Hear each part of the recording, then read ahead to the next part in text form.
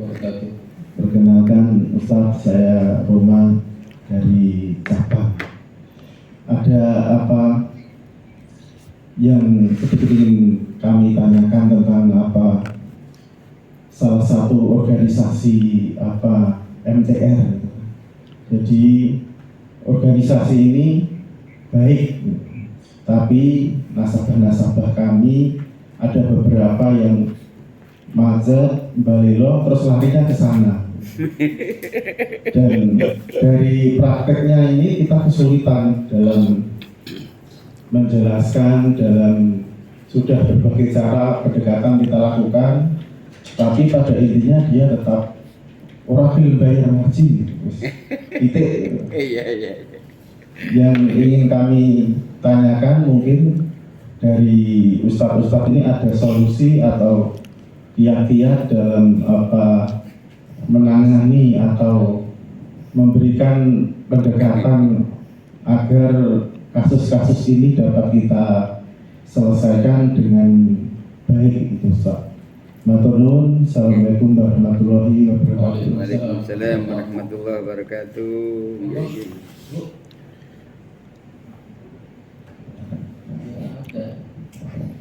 Assalamualaikum warahmatullahi wabarakatuh. Nama saya Diana Ratnasari, perwakilan dari cabang juga.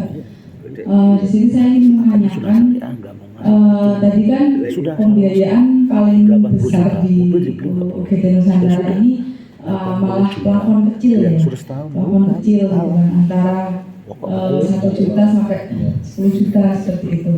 Ada yang mungkin tadi malah di bawah 3, 0 sampai 3 gitu ya, yang paling banyak gitu. Nah, itu kalau untuk agunannya seperti apa nih? Karena saya sendiri kan ini kebetulan ada di cabang yang baru. Nah, cabang yang baru itu biasanya kita target marketnya itu kan lingkungan sekitar, biasanya kita ke pasar kan, seperti itu lah. Orang-orang pasar itu kan apa ya? Jadi tadi mereka nggak mau ribet, itu pertama. Terus yang kedua, mereka itu kan ya banyak kan rentenir atau kalau di sana tuh Batak itu loh Pak. Nah itu kan nggak pakai apa-apa langsung dikasih kan gitu kan. Itu kan cepet banget dan mereka yang bayar gitu loh. Nah itu tapi kalau di tempat kita kan tidak ada produk yang tanpa agunan. Nah ada kalau di UGD Nusantara ini seperti apa? Karena memang kalau kita lihat benar plafon kecil itu kalau misal jumlahnya banyak, yaitu lumayan gitu loh, maksudnya lumayan gitu kan. Dan memang nanti anggota juga bertambah banyak gitu kan. Apalagi untuk cabang baru kan, memang targetnya juga salah satunya kan anggota supaya bisa lebih mengenal dan akhirnya bisa masuk ke BMT, jadi menghindari hal-hal seperti itu gitu. Nah, agunannya kalau di sini untuk plafon-plafon kecil itu seperti apa ya Pak gitu? Karena kalau tantangannya seperti yang saya jelaskan tadi kan tanpa agunan, apalagi sekarang juga ada tadi pinjol itu sampai 10 juta aja bisa tanpa agunan, bahkan nggak pakai disurvei kan seperti itu. Nah jadi saya mau tanya agunannya di sini gitu loh, itu apa aja gitu. Ada lagi? Sementara itu dulu. Monggo, satu lagi, Bu. Itu, monggo. Iya.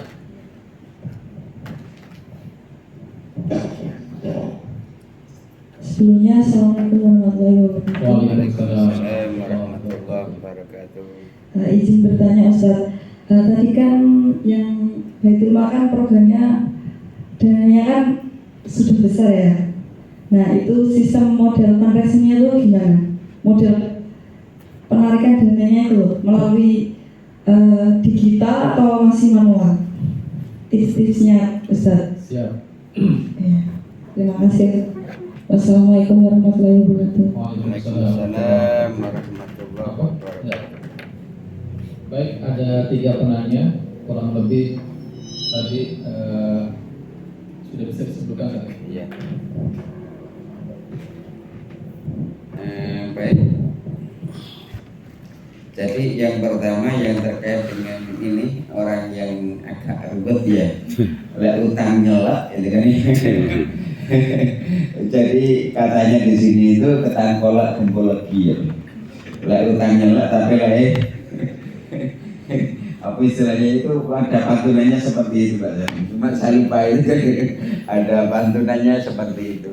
Istilahnya ketan kolak gembolak gelek utang nyelak tapi waktu nyaur wedi apa gitu. Tapi ini fenomena sekali di kita. Kadang-kadang menurut saya itu sama pengalaman di Indonesia barangkali juga gitu ya. Jadi utang-utang Pak Haji ini sudah dengan akad yang syariah gitu ya. Dengan itu kalau di sini alhamdulillah di Jawa Tengah kayaknya yang ada. Yes.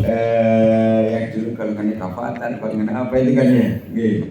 Jadi ketika sudah dengan akad syariah, ini tidak benar secara syariah. Saya bilang pernah, kalau yang di sana itu pernah saya bilang, saya ingin tahu siapa syariahnya, siapa yang saya bilang, kalau hutang ya hutang, kalau memang akadnya jual beli ya bagaimana jual beli tetap harus ada keuntungan, ada ribet, kan seperti itu. Kemudian saya pernah begini, udah gini aja, intinya di kemauan bilang itu. Kalau Saman punya kemauan, ya Saman yakin ini tidak syariah. Kalau ini tidak syariah, mana Saman tidak yakin di mana, saya bilang itu. Tapi dia tidak berani. Saya kepingin tahu, mohon maaf, saya bilangkan aja pada orang-orang yang seperti itu. Kan ingkop sana juga itu model kayak itu. Jadi katanya tidak wajib membayar ini. Siapa yang tidak katakan tidak wajib? Iya, kalau akadnya tidak jelas itu sudah akadnya jelas. Akadnya adalah akad. Kalau yang murabahah kan murabahah tetap itu harus menjadi haknya bagaimana penjual. Saya katakan itu. Kalau siapa yang mengatakan tolong pertemukan dengan saya bilang gitu. Nggak apa-apa, saya akan datang. Saya kepingin tahu tentang ya apa sih kemauannya. Benar tidak orang memahami syariahnya itu. Mereka sok syariah, sok suci, padahal juga intinya nggak mau nyaur itu aja intinya, ya kan? Nggak mau bayar, intinya nggak mau bayar. Sebenarnya permasalahannya kan di kemauannya, ya. Tapi Bapak sekalian, kalau memang terpaksa seperti itu, sebetulnya mereka itu bingung, kemudian pelarian nemu wadah kan itu aja, nemu wadah. Tapi mohon maaf, sebaiknya tetap kita lakukan penagihan sampai mereka. Kalau tidak mau ya mohon maaf, suatu ketika ya tapi ajakan cara baik menurut saya sih. Kalau saya di sini gerakannya orang-orang yang punya usahanya gagal atau usahanya tidak bangkit, tidak bisa bangkit atau usahanya dalam masa diuji oleh Allah, maka di situ kita doa, kita fatihai. Kalau Pak Ayyubi itu umroh, orang-orang yang ini di fatihai satu-satu, dia doakan di Raudhah, didoakan di Multazam. Wih, Ustaz katanya saya ini sesuai arahan panjenengan katanya gitu. Ini saya bacakan fatihah satu persatu, saya doakan mereka di depan Multazam, depan pintu Ka'bah katanya gitu. Kemudian pada saat di Raudhah maksa untuk anggun dunga wong gitu lagi gitu. Itu gitu katanya. Di tempat-tempat mustajabah itu kita doakan. Kemudian mungkin di waktu sahur, ya itu kita doakan mereka. Jadi menurut saya pimpinan cabang itu biasanya jadikan itu ya sama-sama orang biar itu ya sama-sama enaknya gitu. Jadi kita hubungan yang harus diciptakan itu antara kita dengan anggota, ya kan? Itu jangan hanya menciptakan hubungan transaksional, tapi bagaimana hubungan ya sampai kepada hubungan spiritual.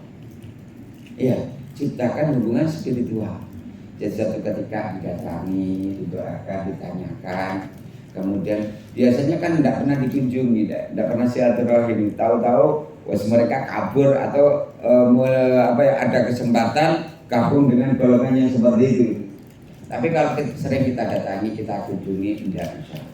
Kemudian ya itu tadi langkahnya diantaranya paling tidak kita bisa bantu mengawasi usahanya, atau paling tidak kita bantu doa untuk kelangsungan usaha. Kalau sering kita datangi, insya Allah ya, apalagi kita doakan, insya Allah hubungannya tidak hanya hubungan transaksional, tapi juga ada hubungan emosional, ada hubungan spiritual yang kita jalin bersama. Inilah fungsi lembaga kita adalah menjadi pelantara untuk saling silaturahim, memperkuat persaudaraan sesama muslim. Nah itu yang harus dibangun. Jadi saya mendoakan terus sama kata lu Fatihah itu paling tinggi.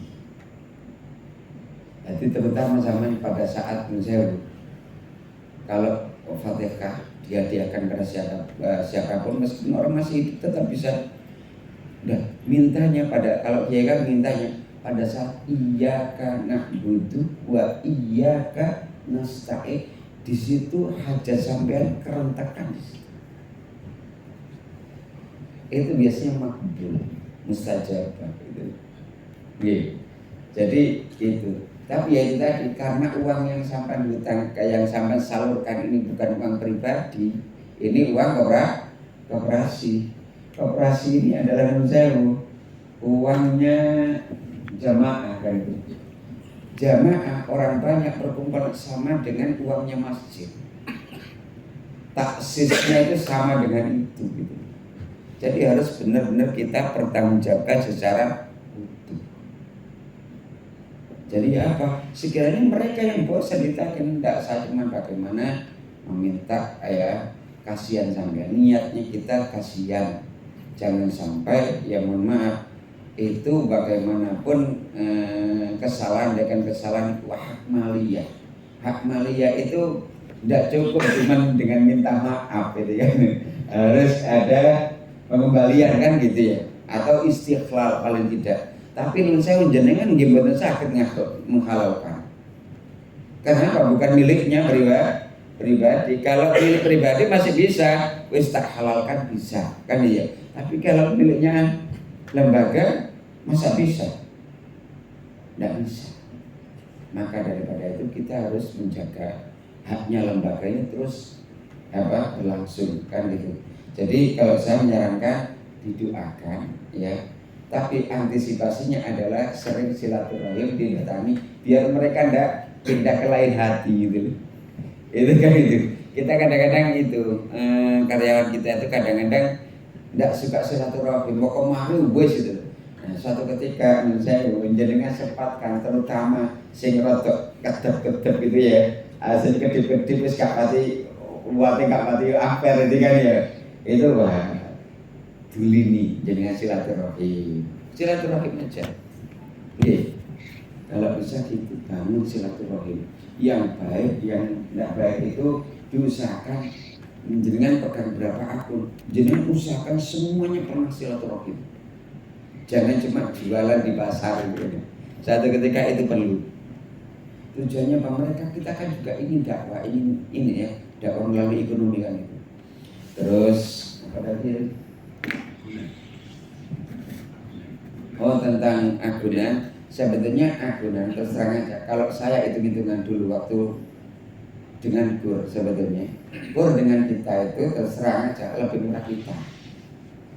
Coba ya, lebih murah kita daripada kur. Kur itu berapa? 6% ya. 6%. Itu ada subsidi pemerintah berapa itu? Sekitar 9-10%. Pricingnya aslinya 18 itu. Berarti kalau 6 ada peran pemerintah 12% kan itu ya. Kan memang diharapkan single digit. Itu kalau hitung-hitungan asli ya terus terang aja Pak, kalau kita bersaing model-model kayak gitu jelas kita kalah. Karena apa? Kita itu cuma jualan, padahal kita tidak hanya jualan, tapi kita juga mengajak, kita juga kita juga membangun komunitas kan itu kan. Lah mereka tidak jualan dok, lah sama niru jualan dok ya kalah harga. Makanya apa? Kita juga membangun komunitas. Saya mulai sering disambang, insya Allah sungkan gitu loh. Kan gitu ya. Jenengan sering silaturahim datang sini, mau ngambil ke yang lain sungkan. Gitu loh. Apalagi sama sudah memberikan pelayanan yang terbaik sungkan. Saya lupa ada karya. Saya pernah waktu kuliah di Malang itu, ono Cino itu winter. Ada karyawannya orang Jawa, orangnya bagus, muslim, taat. Kerjaan Cino, tak coba, tak ambil, tak paksa, tidak bisa. Karena apa? Cinanya itu, meskipun dia itu lain agama, setiap libur hari Ahad, dia main ke rumahnya. Setelah ke gereja, main ke rumahnya itu karyawannya itu dengan keluarganya, jadi hubungannya kayak ini. Pak, terus terang kalau hati saya tidak bisa, cuman bagaimana ini sudahnya dulur katanya itu, sudahnya dulur, saya tidak enak itu katanya. Sudahnya dulur Pak. Saya dengan sebetulnya kalau tidak sih tidak enak saya. Dia lain agama dengan kita, masa saya. Tapi ini sudah apapun kebutuhan anak saya, keluarga saya, dia penuhi. Tidak ada hitungan dengan gaji sama sekali.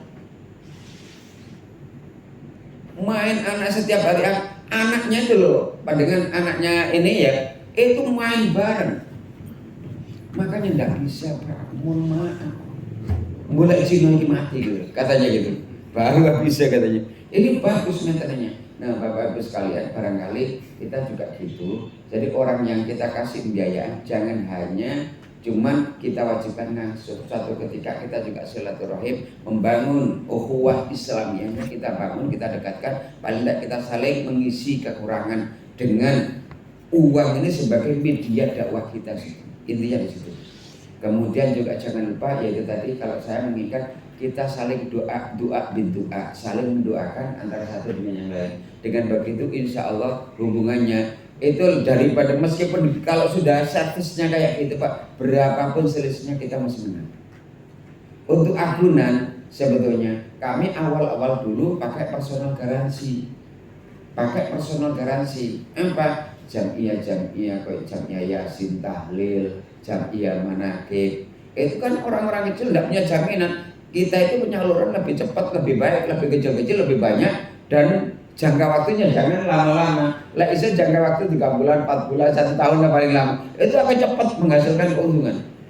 Ya, duit kita cepat balik. Cuman ya itu tadi, sama yang harus dekat dengan Mas. Kalau sama tidak dekat, sama dekatlah dengan tokohnya di situ.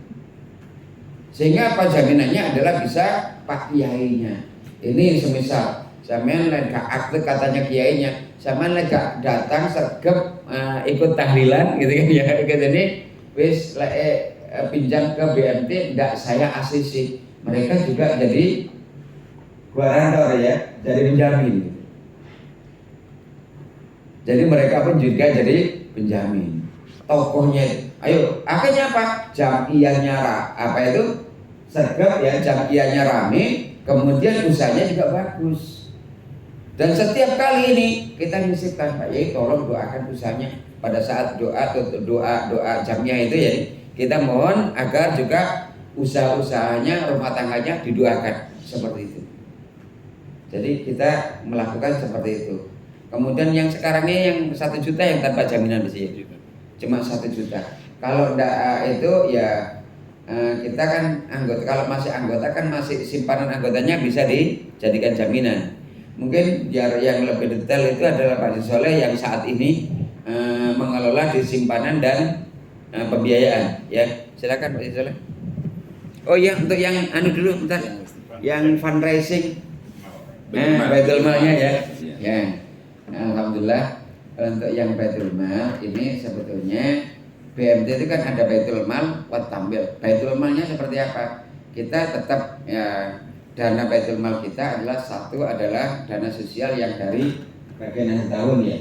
Yang kedua kita juga menghimpun dari ya zakat dari kita. Zakat juga kita salurkan kepada ada lembaga amil zakat sendiri namanya Lasidogiri. Tapi di sini pun juga tetap aktif, tapi ketika penyaluran dengan sana. Bagaimana fundraisingnya? Kita sebetulnya kalau kita Indonesia kalau sudah BMTUG itu sudah besar.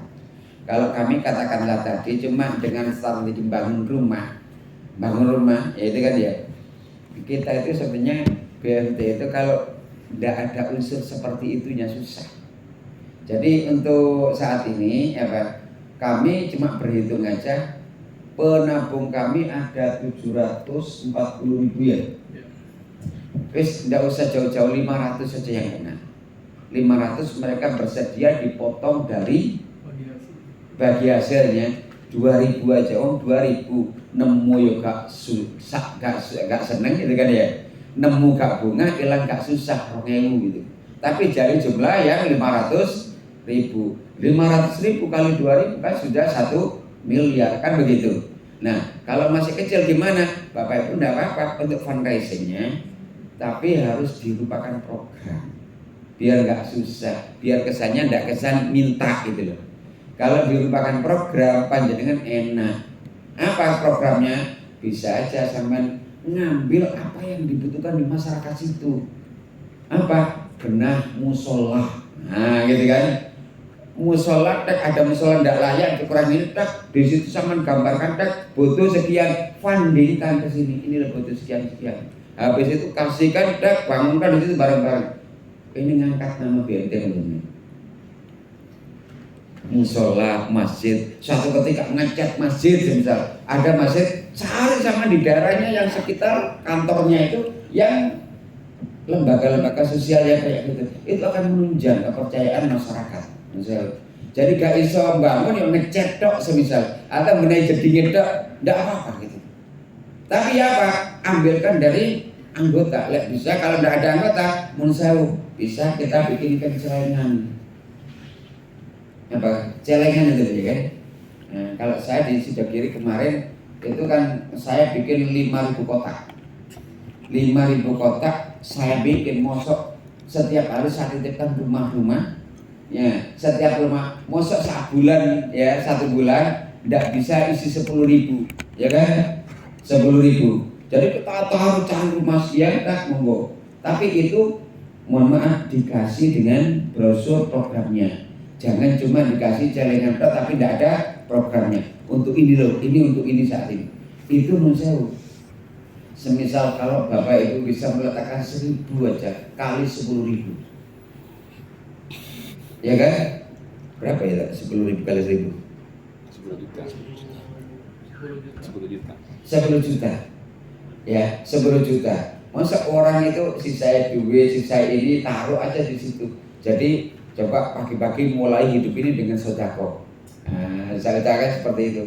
Sehingga saya sendiri pun juga saya mulai setiap bangun subuh sudah saya siapkan ini untuk sedekah besok pagi. Wes 2.000-an kan ada 3 kotak di rumah itu. Ada kotaknya Helas ya, ada kotaknya Badan Wakaf, ada kotaknya NO itu kan. Tak isi semua tak gitu. Nah gitu itu satu ya kita kasih nanti ya katanya sedekah itu full bala. Kita kasih motivasi itu. Sementara ini setiap bulan kita ambil atau setiap setengah bulan diambil itu akan lebih baik. Intinya kalau lembaga sosialnya menurut saya buatkan program yang bagus yang menyentuh banyak orang, itu aja. Kemudian seperti kalau ini yayasan gitu, sama bikin aja program orang tua asuh, ya kan? Sehingga di sini dipertemukan nanti ada bapak asuh dengan anak asuhnya itu bisa bagus juga. Jadi kalau bapak asuh itu ambil 1 orang dengan 1 anak dan seterusnya, monggo. Itu intinya kalau Baitul Malnya tadi itu harus dibuatkan program, intinya seperti itu. Itu dari saya. Matur nuwun, mohon maaf. Monggo Pak Haji. Baik, tentang penanganan biaya bermasalah. Kalau di kami pembiayaan itu yang bermasalah dilakukan identifikasi dan klasifikasi. Ya. Jadi pertama, apakah orang yang bermasalah ini masih punya kemauan untuk menyelesaikan ke karakter, mengarah ke karakternya. Yang kedua, apakah masih punya kemampuan mengarah ke analisa kapasitas. Yang ketiga, bagaimana agunannya, apakah ada dan masih mengcoverkah agunan yang diletakkan di BMT. Ya. Jadi artinya ketika penanganan yang bermasalah itu dilakukan analisa ulang sebagaimana analisa ketika dia mengajukan pembiayaan. Ya. Nah, nanti dari hasil identifikasi ini menentukan strategi penanganan. Jadi umpama hasil identifikasi orang ini ternyata memang tidak punya itikat baik, ya, tidak punya kemauan untuk bayar, ya, berarti kembali ke karakter, ya, kembali ke karakter. Ini berhubungan dengan karakter orangnya. Jadi yang dilakukan pertama kali adalah melakukan pendekatan persuasif kepada yang bersangkutan, mulai dari sentuhan secara spiritual, sentuhan secara sosial. Ya. Jadi kemudian ketika sentuhan-sentuhan spiritual dan sosial ini gagal, baru nanti melangkah penyelesaian dengan agunan yang dimiliki. Ya, Berarti ini perlu ketegasan dalam penyelesaian. Nah, di sini nanti pentingnya bahwa agunan itu perlu diikat secara notariil. Kalau kendaraan berarti diikat secara fidusia. Sedangkan tanah dan atau bangunan diikat secara hak tanggungan, baik SKMHT atau APHT. SKMHT itu bisa sampai plafon 200 juta, jadi biayanya lebih murah, sekitar 400.000. Ya, kalau sudah diikat APHT ini yang mahal, bisa sampai 1,5 juta, bisa sampai 2 juta tergantung plafon pembiayaan. Ya. Jadi kalau di BMT Jedengan ini maksimal 200 semuanya, berarti pengikatan notarialnya SKMHT semua, jadi masih murah meriah. Ya. Sama dengan pengikatan fidusia sekitar 300.000 sampai 400.000. Ya. Nah, jadi kebutuhan diikat notarial agunan itu adalah ketika kita menghadapi anggota yang tidak punya kemauan untuk bayar, gagal pendekatan persuasif, pendekatan secara spiritual, secara sosial gagal, maka kita harus menggunakan langkah tegas. Ya. Bagaimana ketika agunan tidak diikat notarial? Maka untuk bisa mengeksekusi agunan itu kita perlu melakukan gugatan perdata sederhana. Gugatan perdata sederhana sejak tahun 2019 ini sudah sampai plafon 500 juta. Nah, sebelum tahun 2019 maksimal plafon gugatan sederhana itu 200 juta. Sekarang sudah sampai 500 juta. Gugatan perdata sederhana ini biayanya lebih murah, tidak ada peluang banding. Kemudian sejak permohonan gugatan perdata masuk, ini 25 hari kerja sudah harus diputus. Ya, jadi lebih mudah proses penyelesaiannya. Ya. Memang pembiayaan bermasalah itu yang paling sulit diselesaikan adalah ketika debitur tadi itu tidak punya kemauan untuk bayar. Ini yang paling sulit, menghindar dan sebagainya. Ya. Ya kadang pendekatan secara spiritual itu gagal ya, jadi ada saja. Tapi insya Allah secara spiritual itu cukup efektif ya. Jadi mulai menyampaikan hadis-hadis tentang hutang, ya, kemudian termasuk didoakan katanya Pak Ketua tadi itu, ya itu pendekatan secara spiritual ya. Itu perlu dilakukan. Jadi kalau nakik kita kadang tidak perlu pakai bahasa nakik, hanya mendatangi, ya mendatangi kemudian minta tanda tangan, selfie ya. Di dalam rangka pendekatan dulu kepada anggota, ya, tidak langsung ke poin bagaimana pembiayaan ini segera selesai. Karena perlu diopeni memang ketika orang ini tidak punya karakter untuk bayar. Oleh karena itu dalam pembiayaan ini sebenarnya yang paling utama adalah dianalisa karakter. Jadi menjawab pertanyaan yang kedua, bagaimana pembiayaan yang plafon kecil. Sebenarnya pembiayaan bermasalah itu bukan masalah ada atau tidak adanya agunan. Ya. Jadi apakah pembiayaan ini dijamin bagus, kalau ada agunan belum tentu. Ya, jadi yang menentukan pembiayaan ini bermasalah atau tidak hanya dua sebenarnya. Agunan itu hanya untuk cadangan saja. Jadi ya ketika bermasalah ada aset yang bisa dieksekusi ya. Sebenarnya titik penting analisa 5C itu di dua, yaitu di karakter dan kapasiti. Nah, dari dua ini terutama di karakter. Dari dua ini ya. Dari dua ini paling utama adalah di analisa karakter. Ini yang harus diutamakan memang ya. Jadi ketika karakternya sudah bagus, insya Allah hasil pembiayaan juga bagus ya. Kemudian untuk di pembiayaan yang di kami yang plafon sampai 1 juta, kemudian ada anggota khusus sampai 2 juta, di kami sampai tanpa jaminan itu sampai 2 juta. Tapi yang 2 juta ini orang-orang tertentu, yaitu yang sudah pembiayaan di atas 5 kali ya. Jadi di kami diatur di standar operating prosedur itu, di kami itu produk itu ada SOP-nya. Jadi masing-masing produk itu ada persus tentang produk, kemudian ada SOP produk.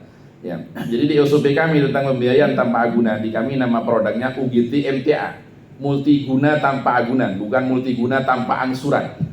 Ya. Jadi nggak ada tanpa angsuran, nggak ada ya.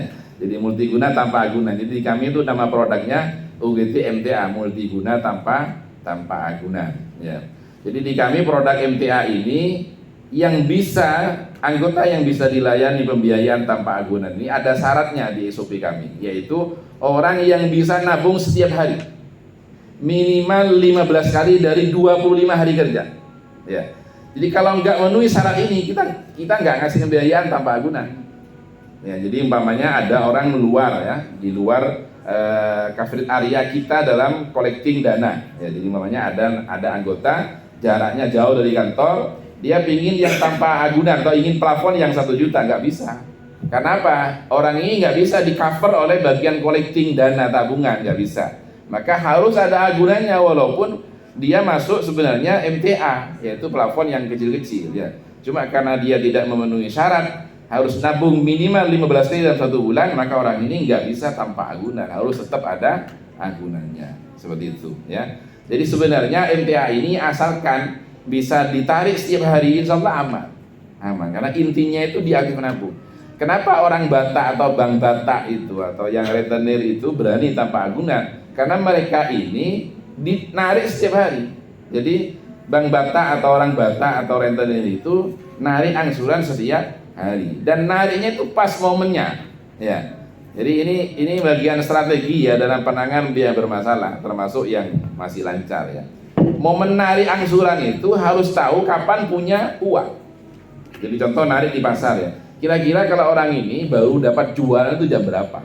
Jangan sampai kita masuk ke orang yang punya biaya itu, dia baru buka, belum waktunya, belum ada yang laku, masih baru buka sudah narik kita. Itu momennya nggak pas. Akhirnya, waduh saya belum dapat apa-apa. Jadi ini nggak bisa membedakan kita bener nggak dapat apa-apa atau memang nggak mau bayar gitu. Jadi momennya itu harus pas dia punya angsuran, termasuk kita dalam pencairan pembiayaan kepada orang yang sistem gaji. Jadi dia pendapatannya dari gaji. Maka tanggal pencairan ini harus setelah penggajian. Jangan sampai pencairannya itu mendahului penggajian. Nanti sudah cair gajinya, angsurannya belum waktunya atau sudah lewat waktunya. Jadi umpamanya penggajian tanggal 5, maka pencairannya ya tanggal 6 atau tanggal 7. Ya.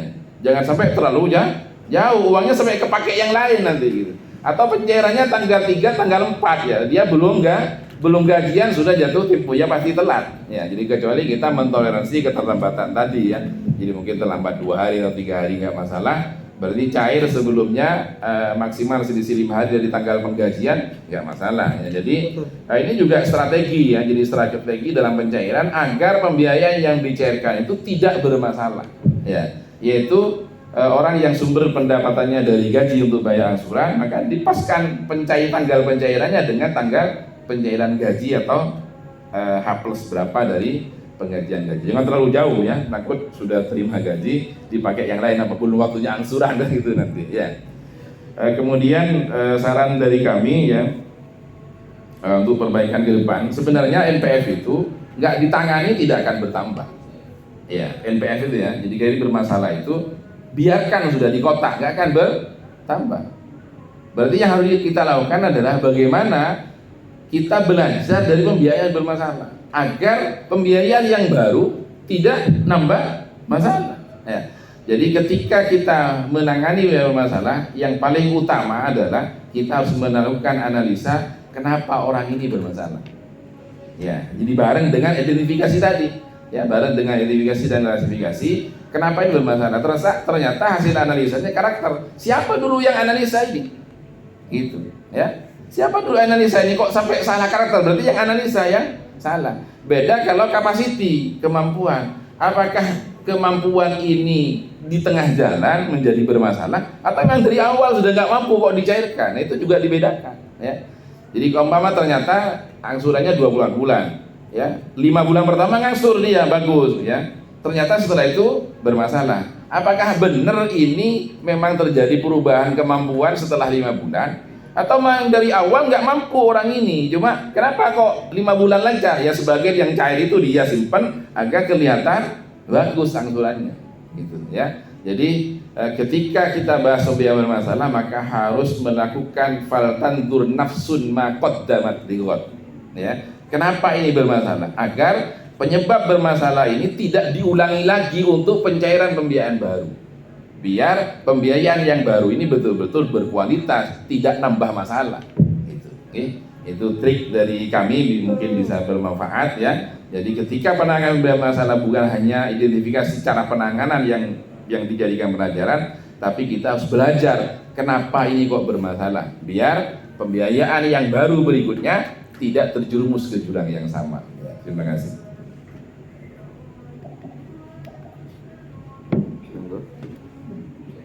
Monggo, masih ada kita.